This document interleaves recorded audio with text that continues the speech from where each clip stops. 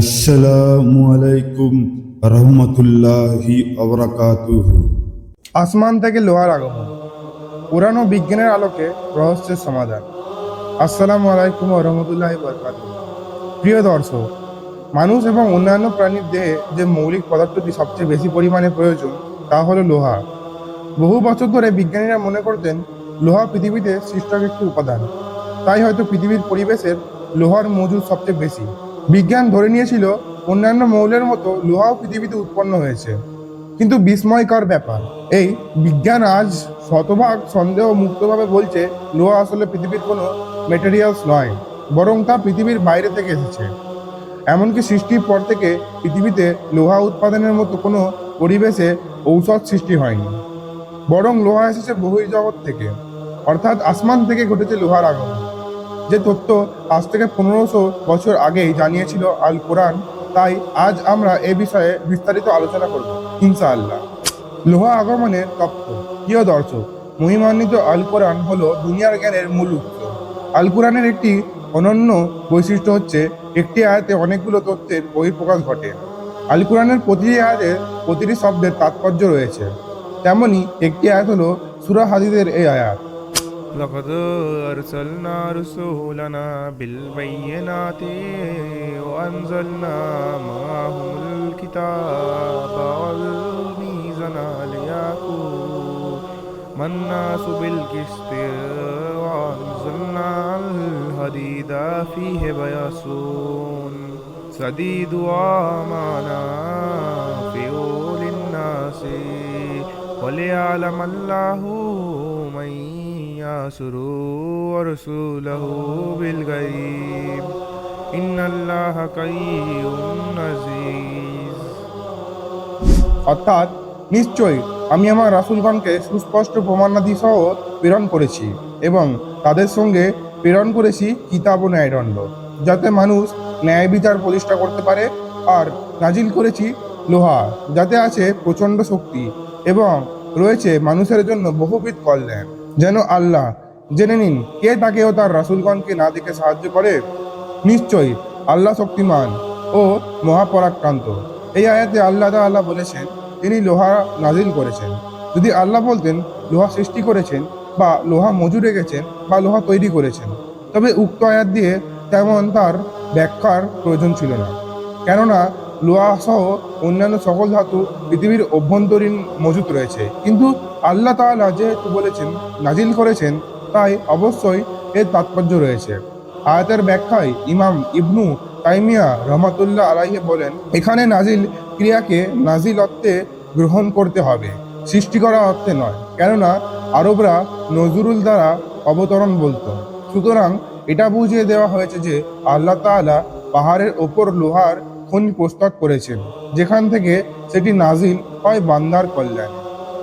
এর মধ্যে বিজ্ঞানের একটি অজানা উৎসের সন্ধান রয়েছে, কেননা সাধারণভাবে সবাই জানে যে লোহা ভূগর্ভের খনিতে উৎপন্ন হয়।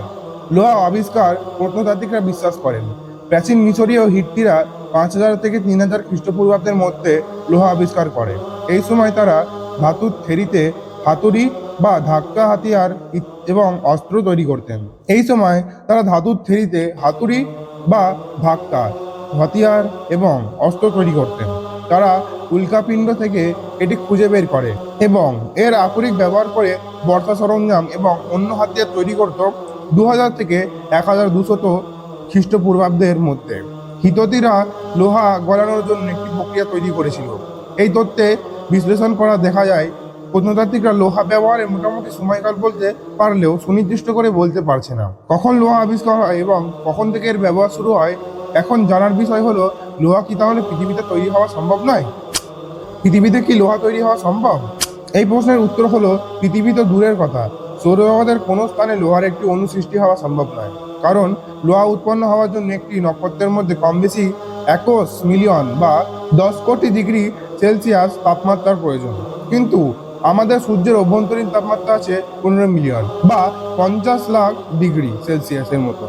তার মানে আসলে পৃথিবীর কোনো ম্যাট্রিক্স নয়, এটি প্রমাণিত। এবং বর্তমানে বিভিন্ন উপাত্ত বিশ্লেষণ ও গবেষণার মাধ্যমে আজ বিজ্ঞান শতভাগ সঙ্গে মুক্তভাবে বলছে লোহা পৃথিবীর বাইরে থেকে এসেছে। আর বিজ্ঞানের এই ঘোষণা দেওয়ার বহু পূর্বে পবিত্র আল কোরআন এই বিষয়ে কি বলেছে তা আবারও শোনা যাক। وأنزلنا الحديد فيه بأس شديد ومنافع للناس। অর্থাৎ আমি ঊর্ধ্বলোক থেকে পৃথিবীতে লোহা অবতীর্ণ করেছি। লোহার মধ্যে রয়েছে প্রচন্ড শক্তি এবং মানুষের জন্য নানাবিধ উপকার।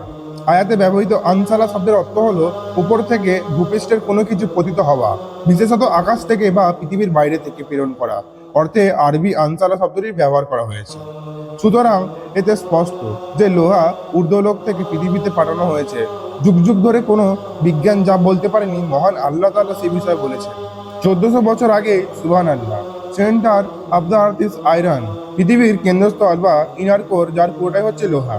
পৃথিবী গঠিত হওয়ার শুরুর দিকে এই ধাপগুলো সংগঠিত হয়েছে 4.5 বিলিয়ন বা 450 কোটি বছর আগে। পৃথিবী মৌলিকভাবে কিছু পদার্থের সাথে সম্পৃক্ত, যেসব পদার্থ উল্কাপাতের ফলে অগঠিতভাবে পৃথিবীতে এসেছে এবং গলন প্রক্রিয়ার সময় সুগঠিত হয়েছে। সেগুলিকে কন্ড্রাইটামাইট বা ধাতব শিরোলার নামে পরিচিত।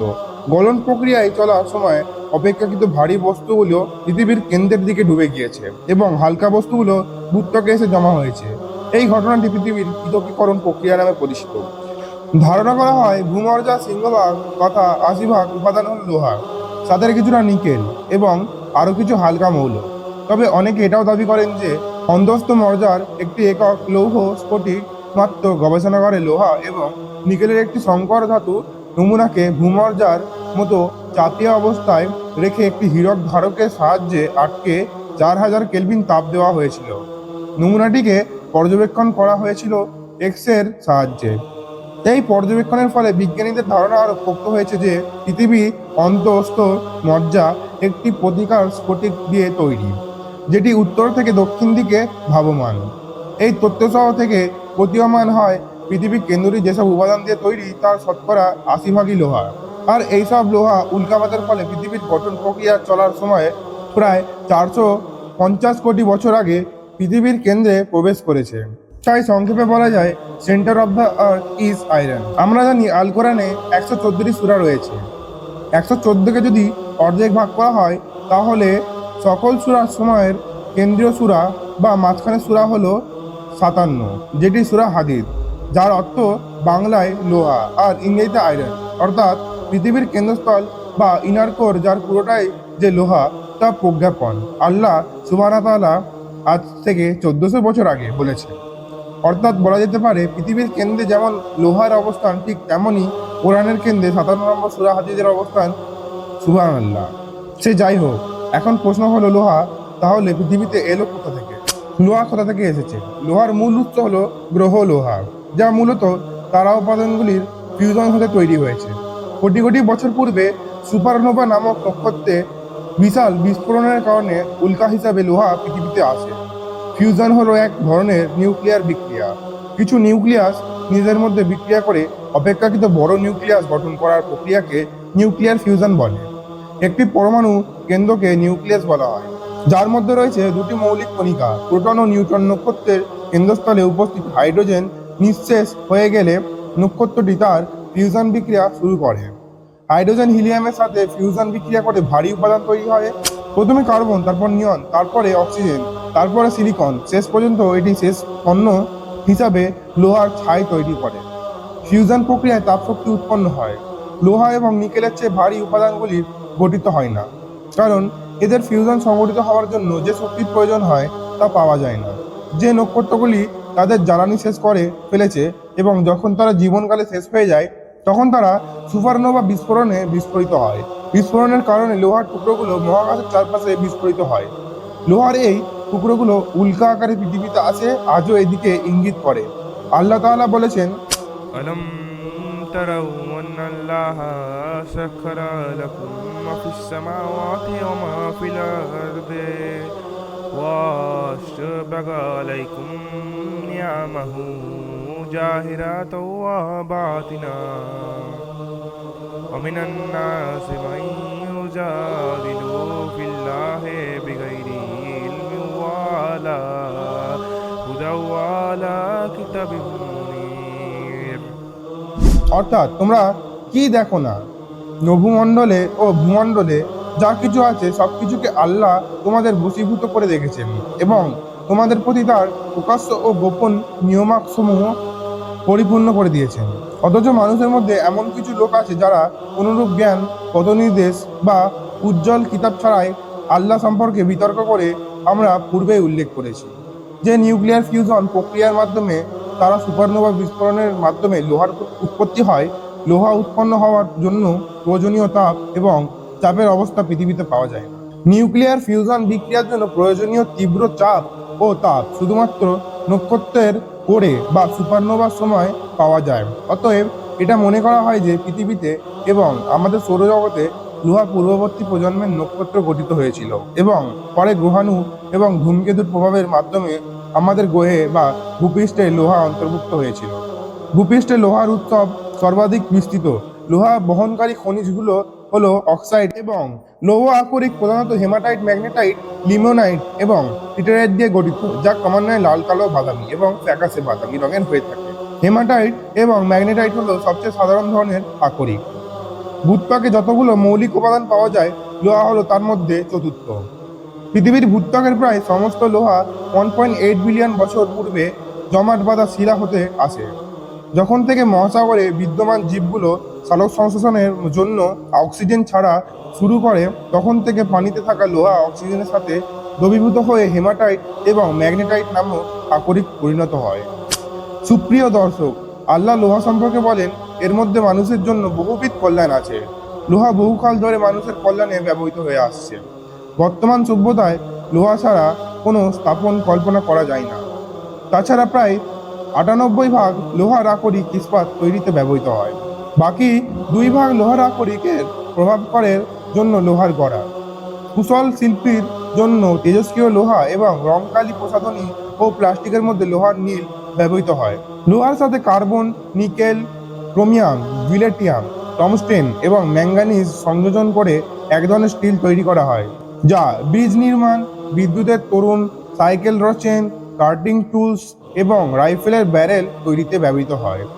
কাস্ট আয়রনে 3.5% কার্বন থাকে, যা পাইপ, বাল্ব এবং পাম্প তৈরিতে ব্যবহৃত হয়। লোহার দ্বারা চুম্বক তৈরি করা যায়। স্টেনলেস স্টিল, লোহা, নিকেল এবং ক্রোমিয়াম দ্বারা গঠিত, যা ছুরি, কাঁটা, চামচ, 5 ঘরের সিঙ্ক, রসায়ন শিল্পের বিক্রির পাত্র এবং অপারেশনের যন্ত্রপাতি ব্যবহৃত হয়। প্রিয় দর্শক, এবার ভেবে দেখুন, সূরা হাদীদের 25 নম্বর আয়াতে আল্লাহ তাআলা কি সুস্পষ্টভাবে না জানিয়েছেন। লোহা নাজিল হয়, অর্থাৎ আসমান হতে লোহা অবতীর্ণ হয়, আর তাতে আছে মানুষের জন্য বহুবিধ কল্যাণ।